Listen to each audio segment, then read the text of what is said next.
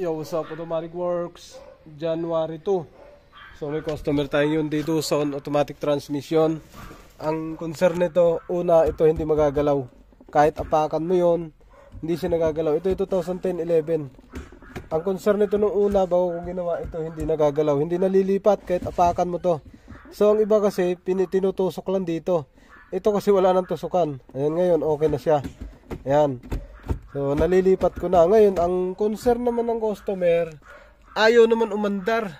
Kasi hindi ko pa napaandar. Dito muna ako nag-focus. Nung napaandar ko na, nung na-okay na to, naayos ko na, ayaw naman umandar, cranking lang. Ngayon, nag-scan tayo, wala tayong fault code nakuha. Na-check ko na rin ang ECU. So yun yung mga pinagpalitan ko andun sa baba. Na-check ko na. So bigyan ko lang kayo ng konting ano. Yan, nabuksan ko na to. Binunot ko na, nirefresh ko na yan. Wala pa rin. Hindi pa rin siya umandar. Nagpalit ako ng lowbat kasi yung battery kaya hindi ako makapag-identify kung ano talaga sira. Nagpalit ako ng battery, ayaw pa rin umandar. Kaya napunta ako dito. Binuksan ko to. Nung binuksan ko to mga sir, walang gasolina. Umakyat dito. So may-ari nito, Koreana, kaya hirap din ako mag-English. So hindi kami magkano. Dito walang umakyat na gas. So nagka-problema ako dyan. Dito kompleto ako sa fuse. Tapos tinignan natin yung relay. Siyempre, una, fuse and relay bago tayo lumalim. Ito naman yung relay nyo. Relay ng fuel pump. Good naman. Yeah. Relay ng fuel pump. So, almost good pa lahat yan. Tsaka hindi yan basta-basta nasira. Ngayon, kinabahan ako kasi baka masisi ako sa problema. Hanggang na-find out ko na binaklas ko na to. Yung fuel pump. Punong-puno pa ng gasolina. Walang umakyat dito. Tuyong-tuyo to. So, hindi pa siya napalitan. Ngayon, binaklas natin yan. Gamit na lang ng ganito. Yan na lang ginamit ko kasi wala akong special tools. Tsaka hindi ko rin siya mabuksan. So, yan ang ginamit ko. Ito lang. Yan. Tapos, binuksan ko to. Nabuksan ko na sa awa ng Diyos. Ito na siya. Nag-trigger tayo dito kasi andito yung 12 volts palabas. Yan o. Pakita natin sa inyo Kasi nag-trigger ako dito. Yung kulay pink na yan, yun yung 12 volts. Kulay pink, yung kulay itim, yun yung ground. Tapos ito naman sa gauge, yung dalawa. So hirap na hirap ako. Hindi ko alam anong ngayon. Kasi papabilhin ko na may-ari ng fuel pump motor. Kasi naka-encounter na ako nito, nasira ang fuel pump motor. Ang bili, 15,000. So ito naman siguro ay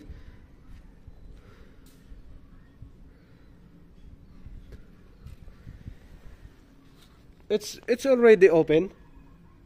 Last mechanic? Last mechanic? Not? This is my second-hand car, so as much as I have, alright. I haven't Okay. It mean, ako ang pinakauna nakabukas na ito kasi may mga bakat-bakat So ako ang nakaunang bukas na ito. Ang dumi, yan. Sobrang dumi. Ngayon, ito lang naman yan Yan positive, negative na Yan yung dalawa. Fuel pump na naman. Ayun, walang putol Buo. Walang putol mga sir, hanggang taas. Walang putol yan hanggang dito. Ngayon, susuplayan natin siya ng 12 volts. Ayan, pagaganahin ko sa 12 volts. Yan na. Para makita nyo. So, nakalagay na ako dun sa battery. Kasi positive, negative naman to. May reading na to. Pag nag-positive ka, ito reading. Pag nag-ground ka, ito reading. Ngayon, ito kasi, common lang, nakukunin mo dito yung ground. Yung ground ito, yung itim. Yung itim, i-clamp mo na kaagad to. I-clip na natin yan. Clip. Ngayon, ang positive naman, dito sa gilid, siyempre, supply natin yan ngayon ng positive. Wala Positive tayo. Wala. Wala lumabas.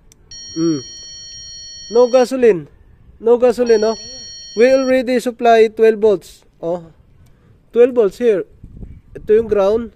Ito yung positive. Yan. Right? No gasoline. No gasoline. This. The fuel pump not working. Dito lulusot yung gas pagka ilagay natin. Tingnan nyo. Nabiktima na ako nito dati. Ganito rin. Tumirik sa Skyway. Ganito rin. So, kailangan natin palitan ng motor. Ngayon, so nakita nyo na dito natin ginawa. Alright, yan. Wala. Ayaw talaga sumirit yung gasolina. So walang nangyari. Ngayon mga sir, ang gagawin natin, kailangan natin makabili niyan. Or bibigyan natin to ng konting, konting pansamantagal na diskarte. Alright? So, focus tayo o papalitan natin ang fuel pump. Pagkatapos, saka natin paanda rin. Okay? So, hindi po talaga siya gumana. Kahit anong gawin nyo, no? 12 volts. Walang gasolina. Alright. So, palitan ng motor. Kasi yung assembly nito, 15,000 pag pinalitan. So, ngayon, ang gawin lang natin, motor lang papalitan natin sa kanya. Okay? So, bili muna tayo ng motor. Ayun mga sir. Kasi bibili si madam, yung Korean, nahirapan ako mag-English. So, bibili ng motor, 4-5 yan. So, ang gagawin ko, hindi ko na pabibili ng motor. Tingnan ko kung saan ang tama nito. Apo, yun, thank you. O, dito. Kailangan natin, kasi to, bubuksan kasi natin to mismo. So, hindi na natin siya papabilhin. So, gagawin ko na lang to mismo, yung pump na to. Gagawin natin, isa-isahin natin to. Saan ang tama nito? To say hi to my fans. Yan, okay na siya mga sir. No problem, you speak. Yan, okay na siya mga sir. So, nangyari, ito, maluwag lang. Kaya nagkaroon na siya ng power. Ayan, maluwag lang siya. Yung motor. The clip of the clamp is, ayan, ground. And then this is the positive.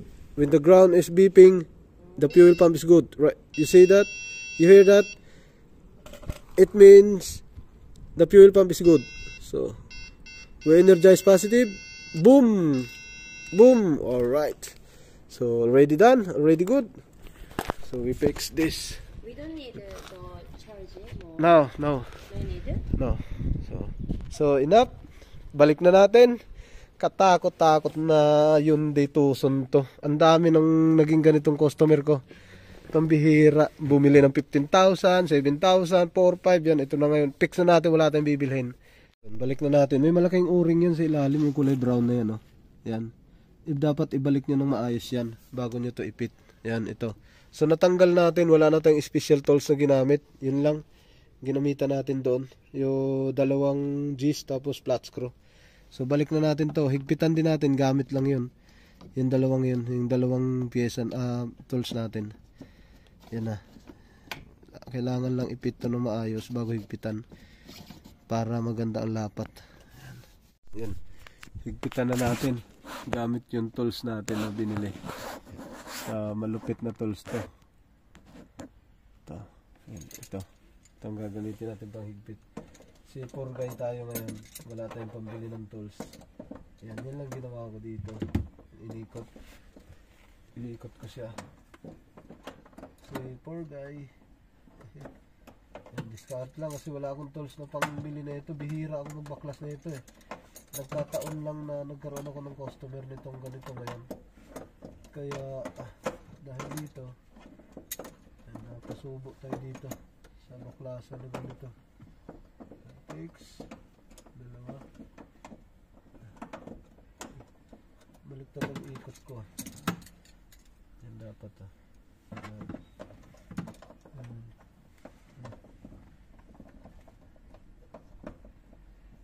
ikot.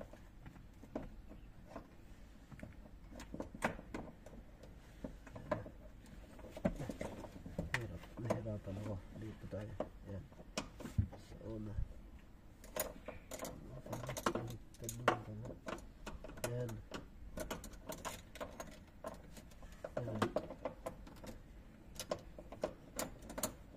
Yan. Nawala na. Hindi ko na alam. Yun.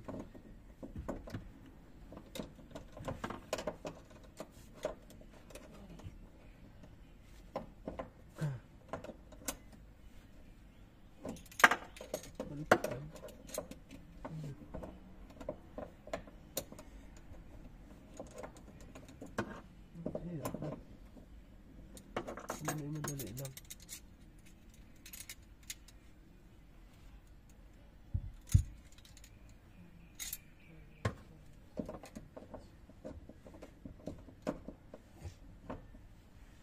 Yun. Ikot. Ayan na, iikot na natin. Ayan na siya. Mahirap lang talaga. Pero hindi naman kasi palagi ganito. Kaya okay lang itong ganito. Ayan na. Ikot na siya. Ginagawa ko dito dati, pinupukpok ko. Ang kaso ngayon, hindi na. Ano? Kumakabyos. Dati ginagawa ko, pinupukpok. Yan. Pagka, ano na, matigas na, pwede na yan. So, pwede natin pukpukin din. Extra lakas. Wala na, matigas na. Ulitin natin. Yan.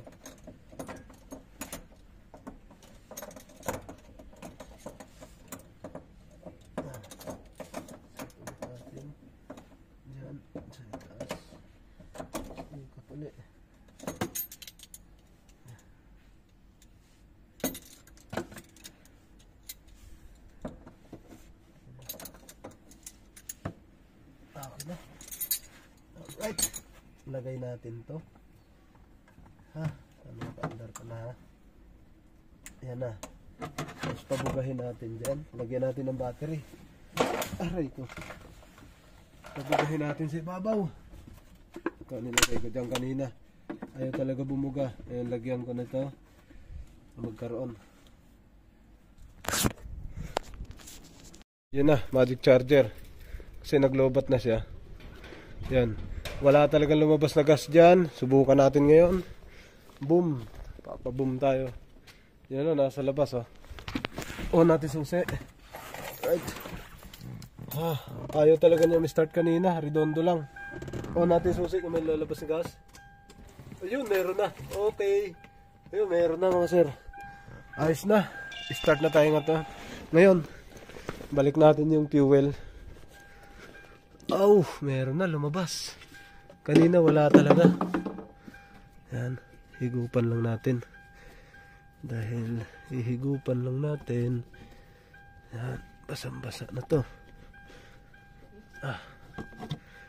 Ay, may lumabas na rin. Kasi pag on kanina, wala talagang lumabas. Umabot na ako ng hapon dito.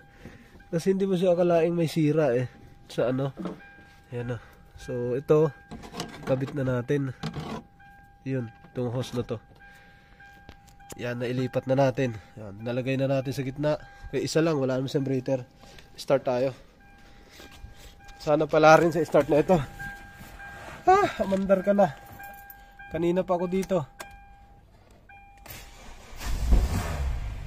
Yun, umandar.